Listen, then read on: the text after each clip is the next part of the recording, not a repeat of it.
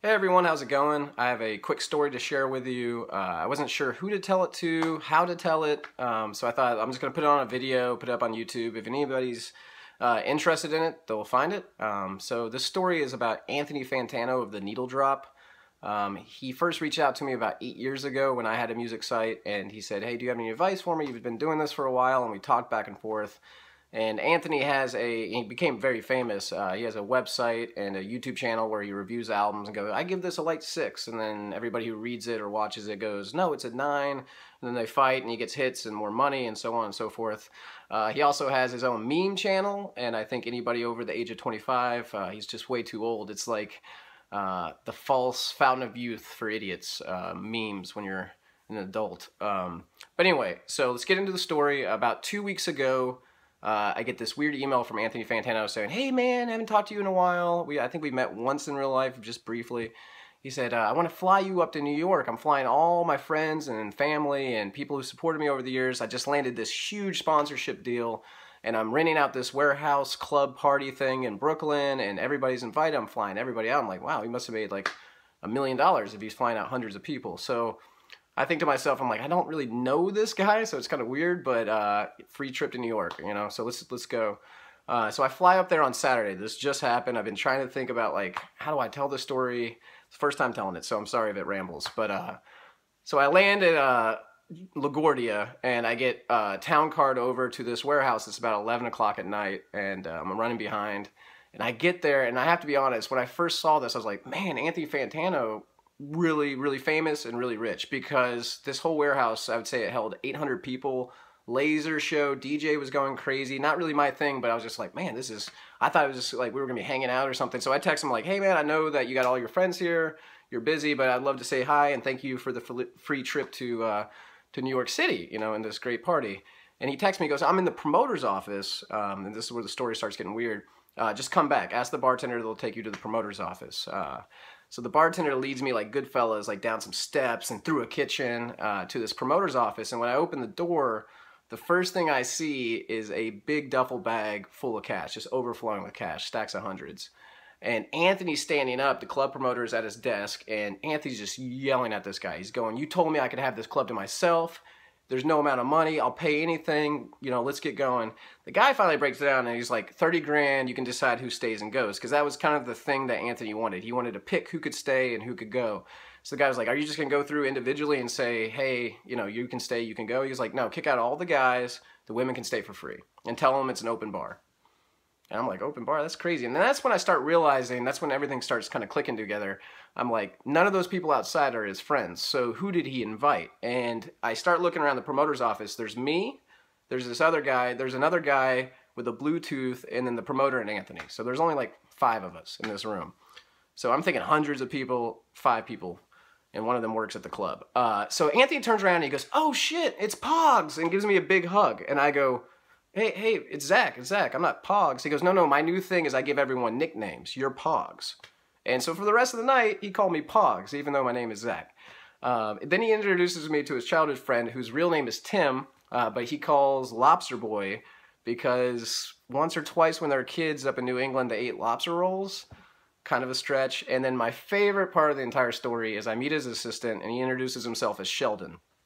And later in that night, about 2 hours later, me and Sheldon are hanging out, and I was like, hey Sheldon, how did you get this job? You know, are you an intern, or how did you become the assistant at Anthony Fantano? He goes, hey, you know, when it's just us two, call me Roger. That's my real name.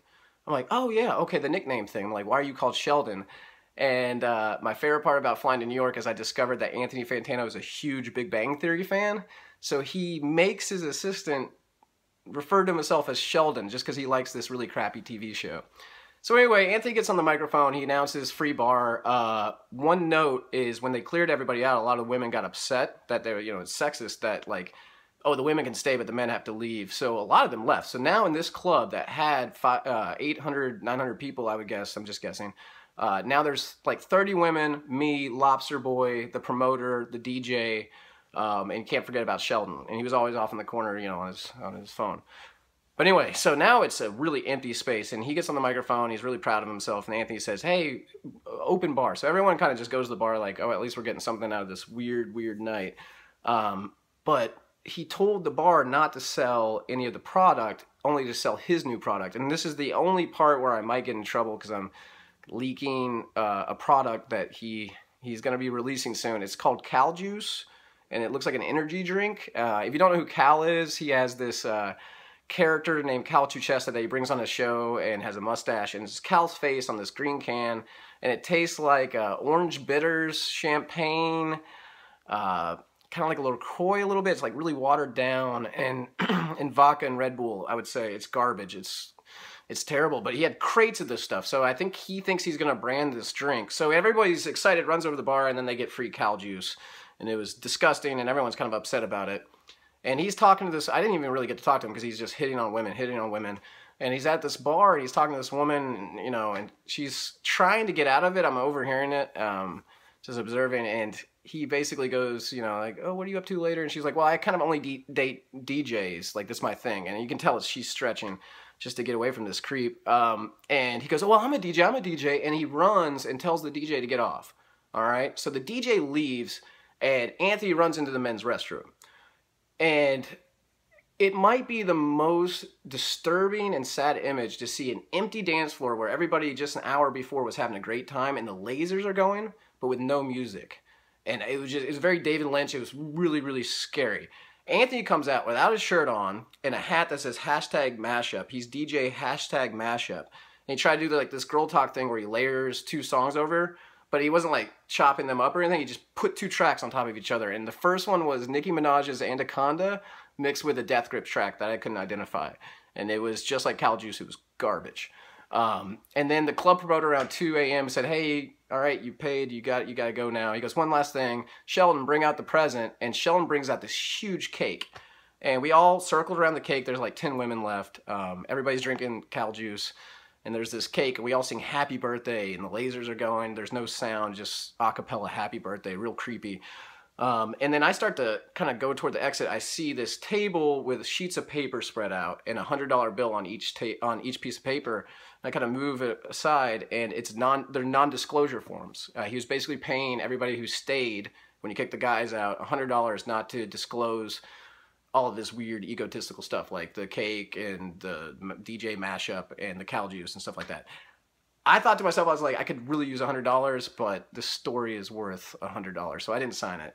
So I go up to Anthony, I'm like, hey man, give him a hug. He's like, Pogs, man, thanks for coming out. I was like, I have to ask you, is this like a normal life in your life now? Like, since you've been famous, is this what you do? And he goes, Zach, he goes, did he call me Zach or Pogs? I think he called me Zach. He called me Zach that one time. He goes, Zach, I give this a decent 7, and just stared off in the distance. And then he put on a magician's cape or just like a regular cape. I don't know if there's a regular cape these days. And just walked out. And didn't tell me where my hotel was, if a car's taking me. So I just got in an Uber and went back to LaGuardia, flying out at 8 a.m. I'm looking over this beautiful city. The sun's coming up, and everybody looks like ants. And you just see this beautiful city. And I thought to myself, like, somewhere out there, this ego of Anthony Fantano, shirtless, drinking Cal Juice in a cape, and just terrorizing the streets of New York with his ego. And I've never been happier to go home. So I've been sitting with this story since Saturday, Sunday, and I didn't know what to do. But there it is. It was weird. It was very weird. So with that said, Pog signing off, and thanks for listening.